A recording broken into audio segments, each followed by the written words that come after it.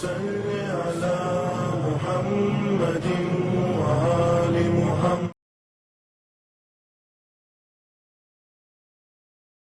اعوذ باللہ من الشیطان الرجیم.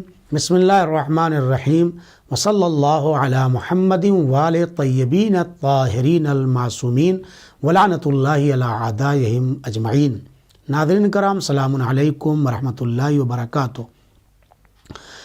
موضوع گفتگو قرآنی طرز زندگی. گزشتہ کلپ میں آپ حضرات کی خدمت میں قرآنی طرز زندگی کے سلسلے میں گفتگو کی تھی اور یہ بتایا تھا قرآنی آیات کے پس منظر میں حیات کی کتنی قسمیں ہیں: نباتی حیات، حیوانی حیات، اخروی حیات اور حیات طیبہ کے سلسلے میں بات کی تھی. اور یہ بتایا تھا اگر انسان قرآنی زندگی گزارنا چاہتا ہے تو اسے چاہیے کہ اس کی زندگی میں وہ خصوصیات پیدا ہو جائیں کہ جو اللہ پسند کرتا ہے. مثال کے طور پر وہ الرحمن الرحیم. خدا جب رحمان اور رحیم ہے تو وہ چاہتا یہ ہے کہ بندے کے اندر بھی مہربانی پائی جائے، رحمانیت پائی جائے اور رحیمیت پائی جائے، ایک دوسرے سے مہربان اور بہت اچھے رویے کے ساتھ پیش آئیں. یہ خدا جو انسان کو اس کے ماں باپ سے زیادہ محبت کرتا ہے. آپ دیکھیں ماں کو یہ بچے اتنے ایذار اور اذیت پہنچاتے ہیں کہ اگر صحیح معنوں میں یہ محبت جو اللہ نے ماں کے پہلو میں قرار دی ہے اگر وہ قرار نہ دیتا تو یاد رکھیے یہ مائیں اپنے بچوں کو قتل کر دیتی، کبھی ان سے محبت اور پیار اور مہربانی سے پیش نہ آتی. یہ اسی اللہ کا کرم ہے انسانوں کے اوپر، اس نے ممتا کی محبت ماں کے پہلو میں ڈال دی ہے. بچہ ایذار و اذیت کرتا جاتا ہے لیکن ماں اس سے محبت کرتی جاتی ہے. بچہ کبھی کبھی تو اس منزل تک پہنچ جاتا ہے کہ نازیبا الفاظ بھی ماں کو کہہ دیتا ہے لیکن ماں درگزر کر دیتی ہے، پھر بھی اس سے محبت کرتی ہے. کبھی بچہ فحش اور نازیبا کلمات معاذ اللہ گالیاں تک دے دیتا ہے لیکن اس کے باوجود ماں کبھی شکوہ نہیں کرتی اور پیار کرتی ہے. یہ پیار کا جذبہ اسی اللہ نے دیا ہے. در حقیقت دریائے محبت کے ایک قطرے کا نام ماں ہے. جب اس اللہ نے اس کے وجود میں یہ ممتا کی محبت ڈالی تو یہ ایک قطرہ محبت کا ہے.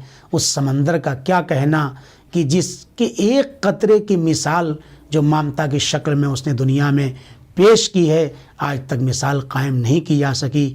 تو پھر اس خدا کا کیا کہنا کہ جو اصل خالق محبت ہے اور جو دریائے محبت سے بڑھ کر کے محبت کرنے والا ہے اپنے بندوں سے، اس اللہ کا کیا کہنا.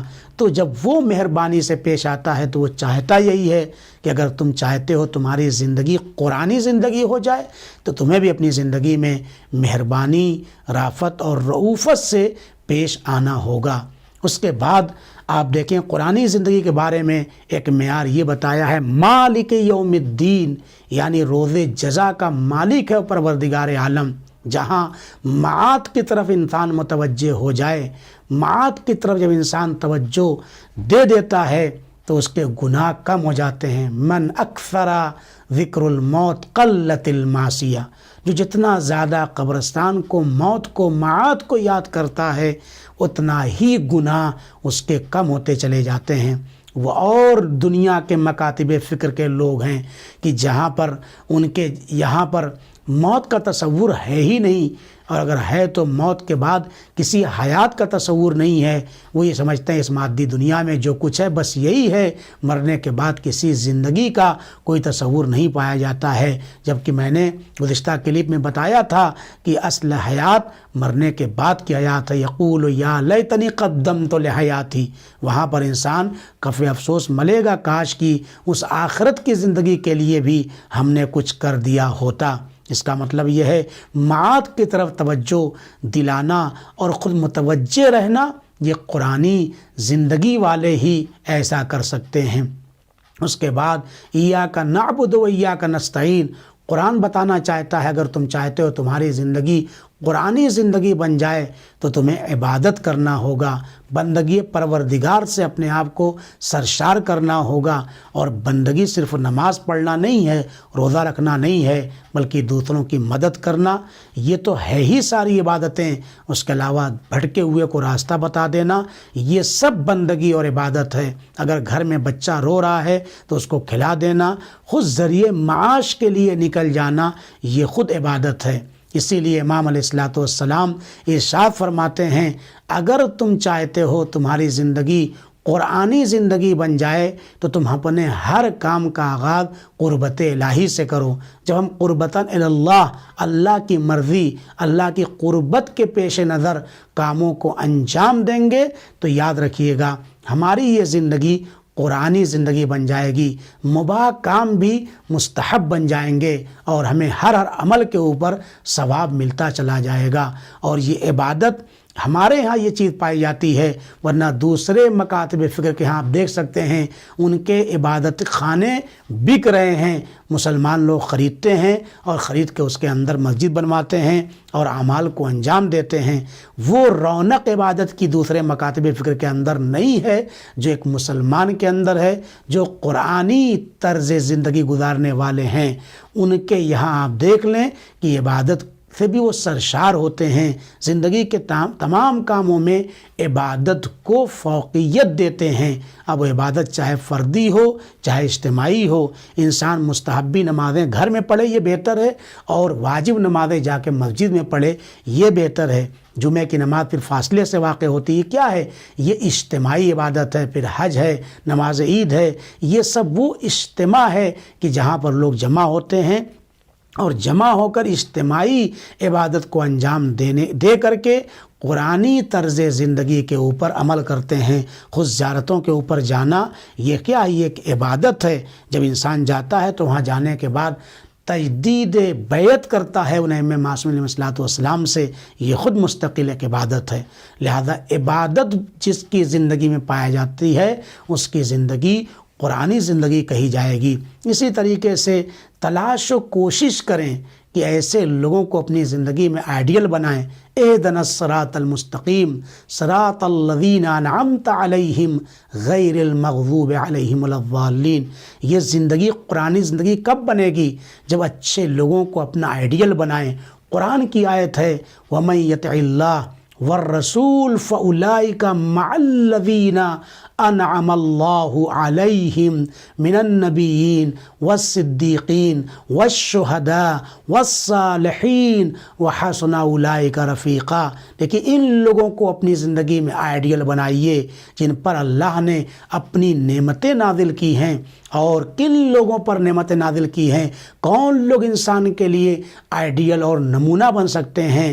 فرماتے ہیں نبیین، انبیاء کرام انسان کے لیے آئیڈیل اور نمونہ ہیں۔ صدیقین کے دنیا میں جائیں گے تو سب سے پہلے مصادیق صدیقین کے اہل بیت اطہار علیہ الصلوۃ والسلام ہیں، مولائے متقیان حضرت علی ابن ابی طالب علیہ الصلوۃ والسلام ہیں، جنہیں صدیق اکبر کہا گیا ہے۔ لہذا یہ لوگ ہمارے لیے آئیڈیل بنتے ہیں۔ والشہداء، اور شہداء ہمارے لیے آئیڈیل ہیں۔ والصالحین، اور جو صالح اور نیک افراد ہیں وہ ہمارے لیے آئیڈیل بنتے ہیں۔ ان کی زندگیوں کا مطالعہ کرتے چلے جائیں گے اور اس کے اوپر عمل کرتے چلے جائیں گے تو ہماری زندگی قرآنی زندگی ہوگی، اور قرآن کے سائے میں گویا ہم زندگی گزارنے والوں میں ہمارا شمار ہوگا اور قرار دیا جائے گا۔ لہذا ان لوگوں کو آئیڈیل بنائیے، کوشش کیجئے کہ جو حقانیت پر چلنے والے ہیں، جو حق و حقانیت اور حق جن کا وتیرا رہا ہے، بلکہ یوں کہوں جو حق ہیں انہیں کو اپنا آئیڈیل بنائیے۔ علی مع القرآن والقرآن مع علی، جہاں پر یہ روایتیں موجود ہیں وہیں پر یہ بھی روایتیں موجود ہیں۔ الحق مع العلی والعلی مع الحق، قرآن علی حق کے ہمراہ ہے بلی علی ہی در حقیقت حق ہے۔ لہذا علی کی زندگی کو اپنی زندگی میں لا کر کے سیرت کے طور پر پیش کرنا اور اس کے مطابق عمل کرنا ہی قرآنی زندگی کے اوپر عمل کرنے کے برابر قرار دیا جائے گا۔ اور آخر میں ایسے لوگوں سے اپنے آپ کو دور رکھیں کہ جن کے اوپر اللہ کا غضب نازل ہوا ہے، ایسے لوگوں سے اپنے آپ کو بچائیں، غیر المغضوب علیہم ولا الضالین، ایسے لوگوں سے اپنے آپ کو دور رکھیں، بچائیں کہ جن کے اوپر اللہ کا غضب نازل ہوا تھا، وہ دشمنان اہل بیت ہیں۔ دشمنان اہل بیت علیہ الصلوۃ والسلام سے تبرہ کرنا، ان سے فاصلہ اختیار کرنا، ان سے دوری اختیار کرنا ہی در حقیقت قرآنی زندگی ہے۔ یوں کہہ دوں تولا اور تبرہ انسان کی زندگی میں اگر آ جائے گا تو یہ قرآنی زندگی کے مطابق انسان زندگی گزارے گا۔ والسلام علیکم ورحمۃ اللہ وبرکاتہ۔